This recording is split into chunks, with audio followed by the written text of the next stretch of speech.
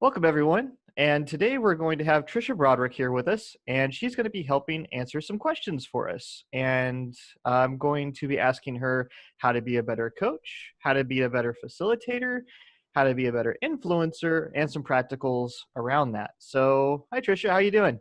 Good. How are you? I'm like, as you're going through the list, I'm like, I'm going to try to answer some of them. Okay. Well, I mean, do your best. I'm sure our viewers will be appreciative for all of your knowledge that you I'll give you have. some information. We'll see. Well, how do we be a better coach? Because you mentioned on your talk, and I met Tricia on the Agile Summit, and she spoke there, and I was very much impacted by her. Although it's all running together now the week after, but she was talking about how on her journey to be a better coach and facilitator and influencer, and I was trying to make sure we captured that for the community. So tell us a little bit about coaching. What practicals do you have? Like, what's your journey been like? Where did you start? And where are you now? So I'm probably a different case than most, and then again, every time I think that, I find out not so much. I didn't start off trying to be a coach. And in some ways, I still don't call myself a coach today. I tend to think of coaching as a skill I use, not a role or an identity I am. And because for me, and people use the word coaching a lot and overload it with a lot of terms that out there, a lot of different dynamics out there. And so coaching for me is very specific skill that helps other people unlock what they want to do next, what they need to do, a next step or an idea, or just kind of getting unstuck in something that they feel kind of hopeless or unsure of where to go with it. So it's really, coaching as a skill is about creating a space for someone else to explore, for someone else to think, for someone else to act. And I do that frequently as a leader. I can do that at home. I do that in many different roles that I play. And so it's a skill that I use often with that. And so I never really set out to be a coach. And it really wasn't a trajectory. And technically, I think, it is one of the things I do now, but it is a combination of some skills that I use when I'm working with people. So what are some practicals for becoming a better coach? Because whenever you talk about unlocking, helping people unlock where they're at, or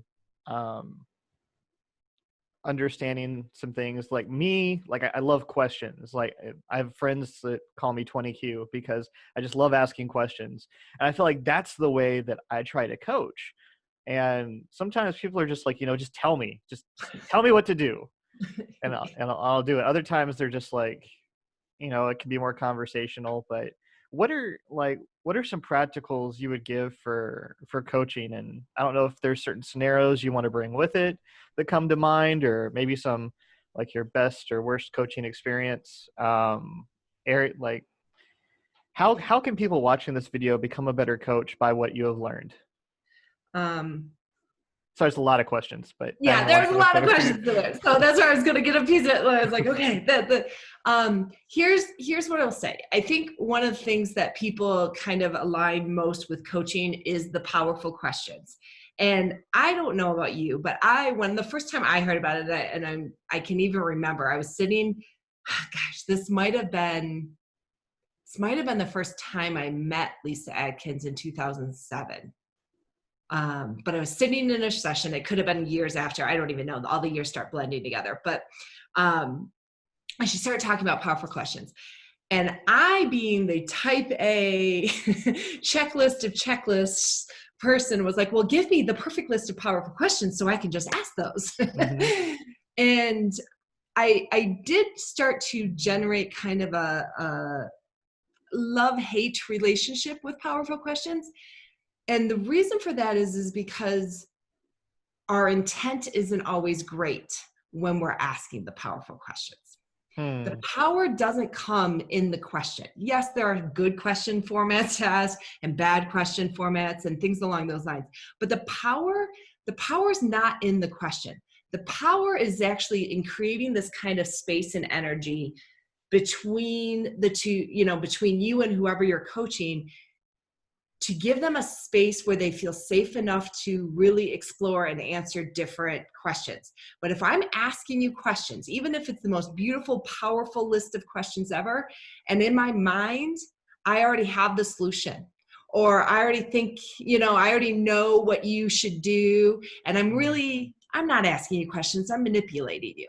And oftentimes we kind of will ask these questions in a way that we feel like, oh, I'm coaching. See, I'm not giving them the answer. And the other person's like, just tell me what you want, right? Like, 'cause they know you're trying to actually ask them questions, leading them somewhere. They're not dumb. They Yeah. know.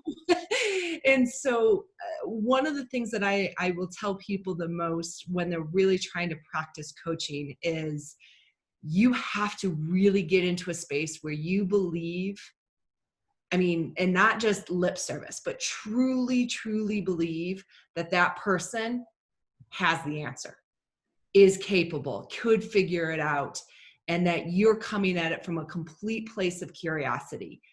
And I can't always, this is why I don't call myself a full-time coach. I can't do that all the time with certain people in certain situations. Like one of my worst case scenarios, I was like, yes, I took this coaching class and all people are creative and intelligent and they can answer these things. And I went to this coaching session and then back of my mind's like, no, they actually don't know the answer to this. and I can keep asking questions all day long, but they really didn't know. And I think that's where my stint of I don't call myself a trainer, a coach, a speaker. These are things I do, not who I am. And because the reality is oftentimes I think one of the bigger things, aside from just being curious and investing in engagement, is you're trying to coach when in reality they may need training in that moment. They really do. They may need mentoring. They really do want your advice, versus just truly getting unlocked.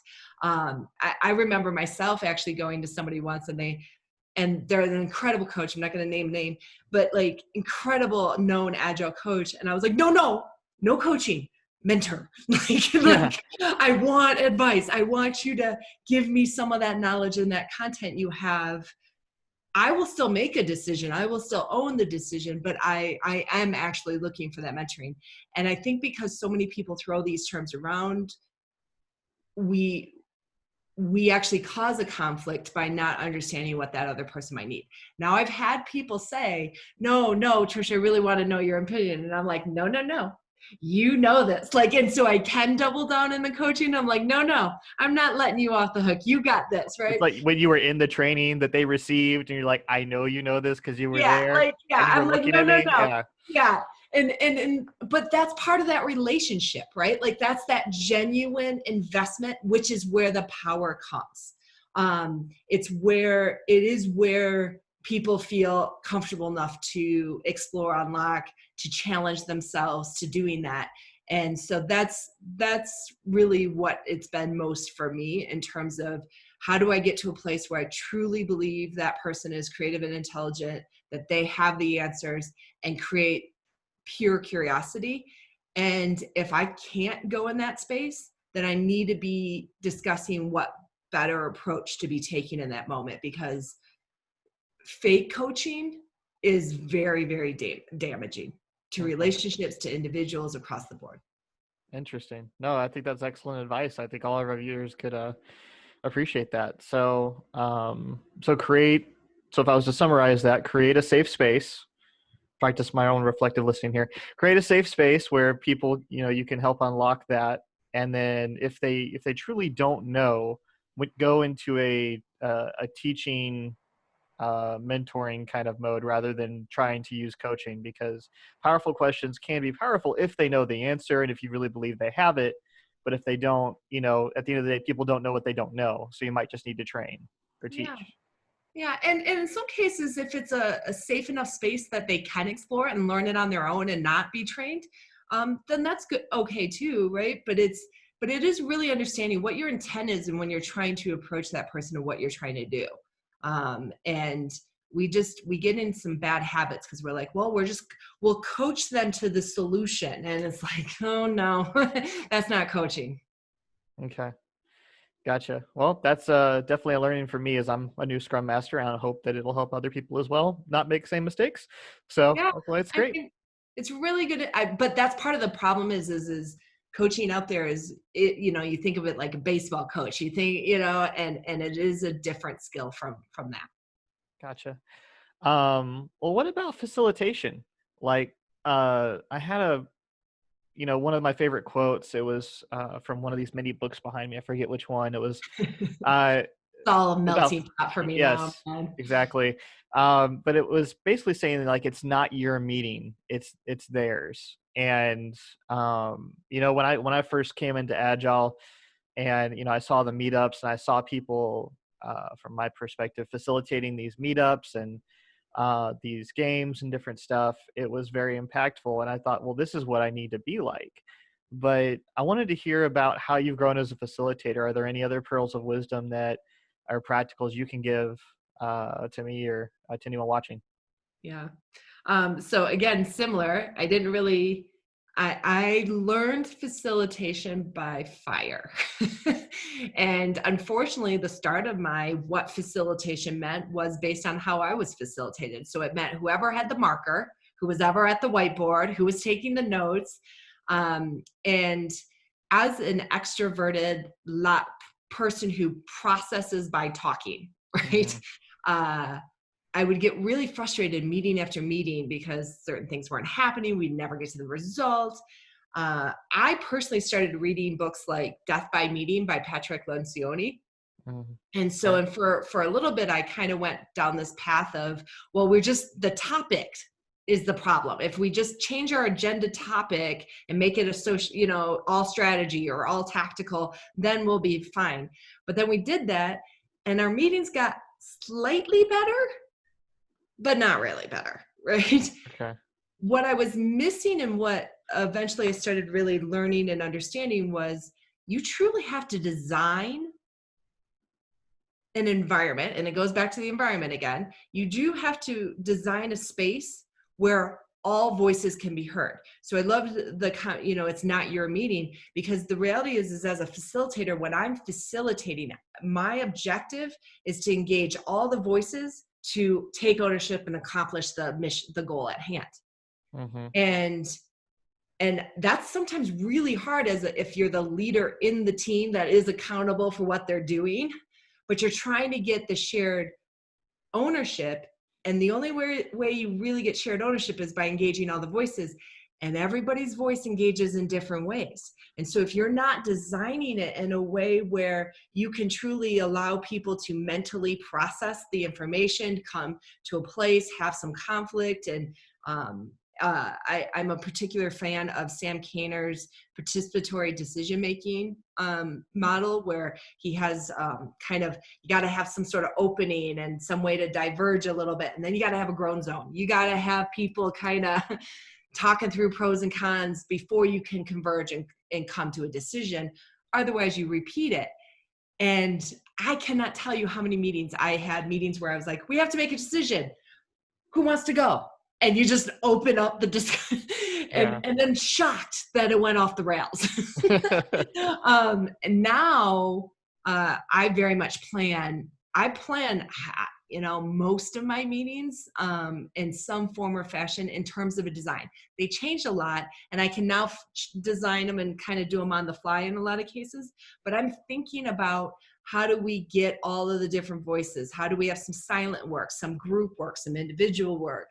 Because it's really what you're doing when you're facilitating is you're helping them learn how to collaborate, how to come together and accomplish whatever objective that meeting has. Yeah. Well, so when I just recently got laid off from my first position. If anyone's watching, I am looking. But one of the things that really took me off guard in my first series of doing some of the meetings is that I would have some very strong voices take over. And Well, Tricia's pointing to herself. Okay, Anyone can't see I'll own it. that. It's me. But I'd be one of them. well, I'm just saying that like it was just like, okay, did I cease to be the facilitator here? And I was afraid about that because I was like, well, what am I doing as the scrum master now? Am I just letting things rock? Things are going in a good direction. Is that exactly what I'm supposed to be happening? I came to the conclusion of yes, but I wanted to, while I had you on here, ask you about that, because what would you do as a facilitator when someone is directing them, starting to direct the meeting, or taking the marker out of your hand, so to speak, and you're just like, what would you do as a scrum master? Like, you just let it ride, or what would you do? Well, let me give you, we got how long into this before you get the standard consultant, it depends answer. Okay, well, it was about 20 minutes. It was good. It's not bad. So I'll give a couple examples. And it truly does depend, because there's a little bit of me is like, was it healthy? Was it not healthy? Right. In one case, I had somebody that was on a team that he wasn't facilitating.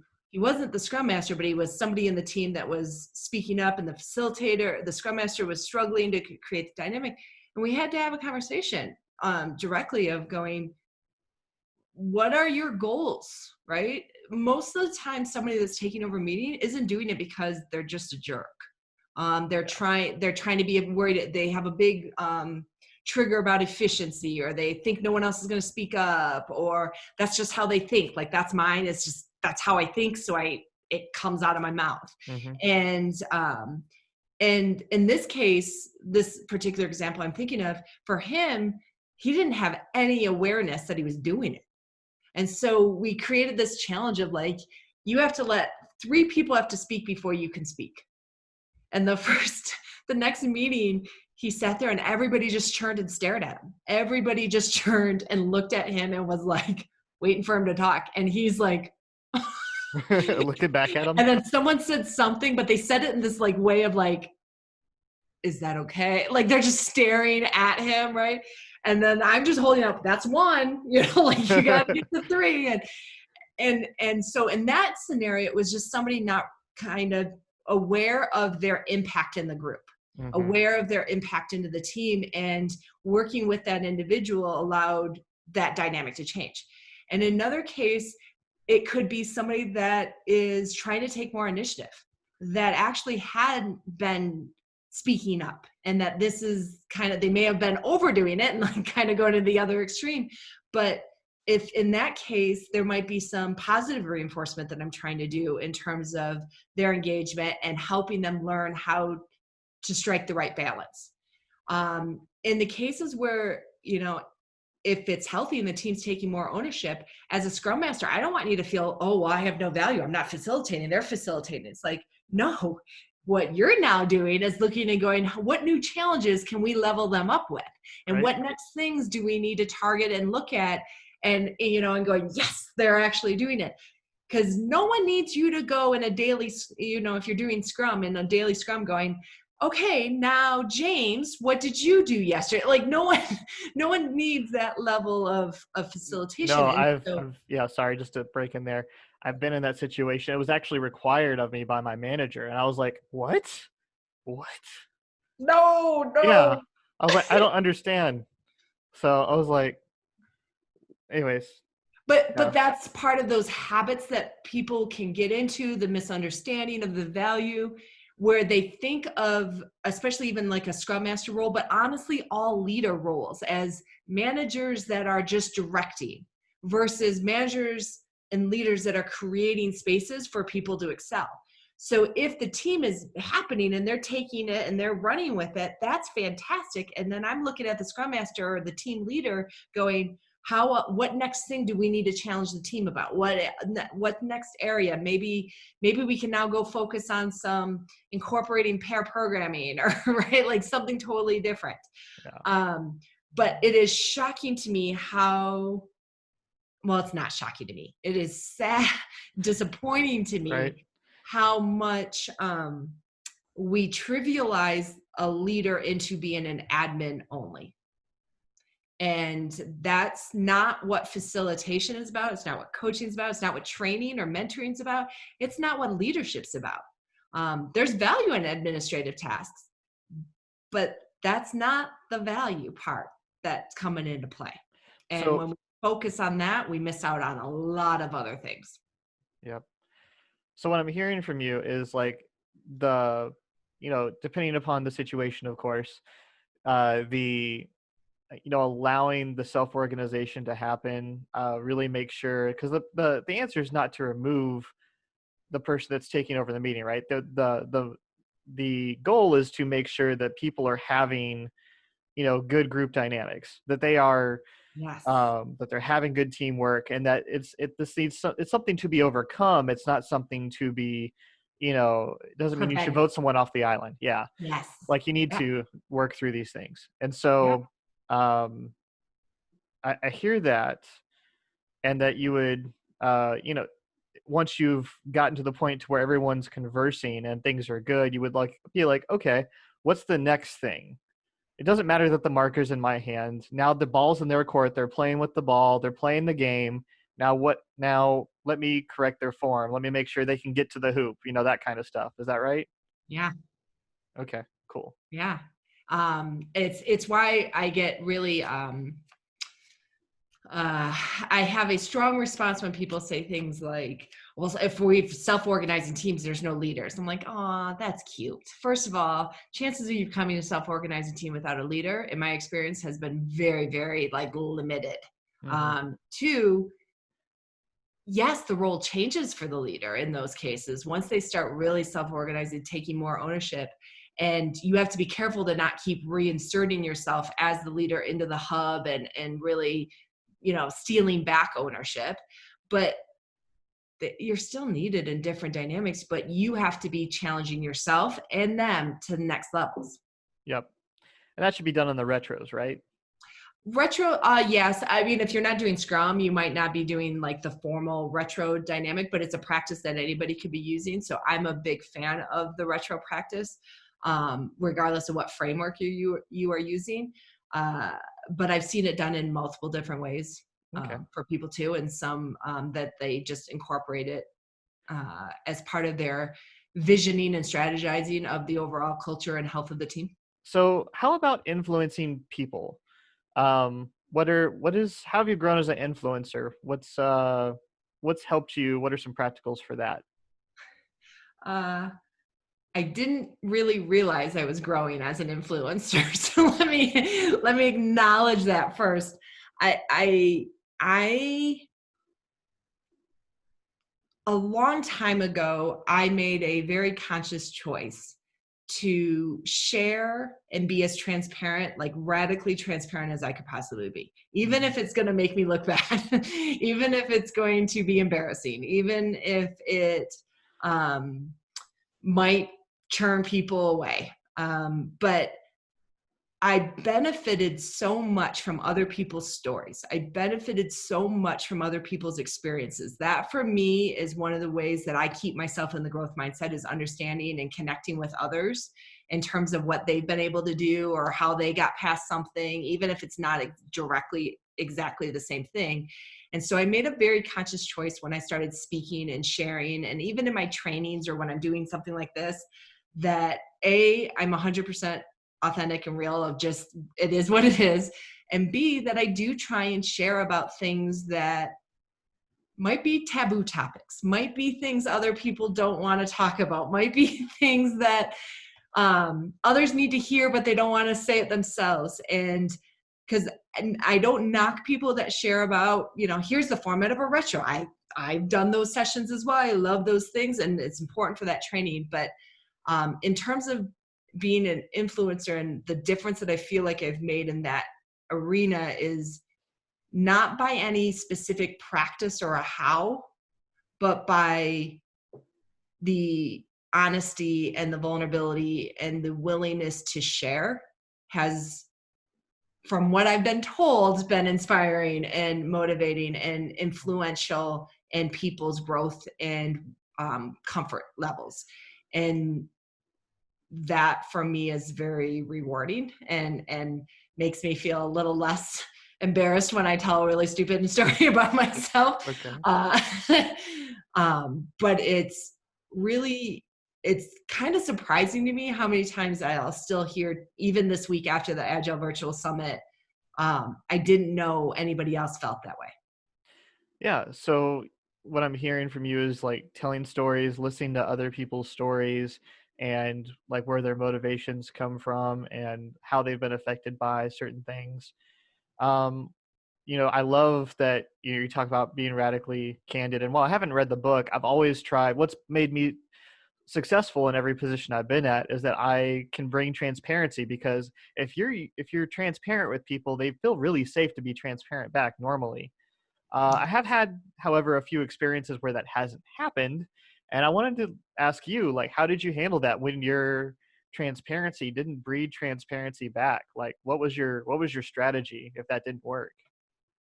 Yeah. Well, one, I don't ever take any one strategy is going to think that it's just automatically going to work.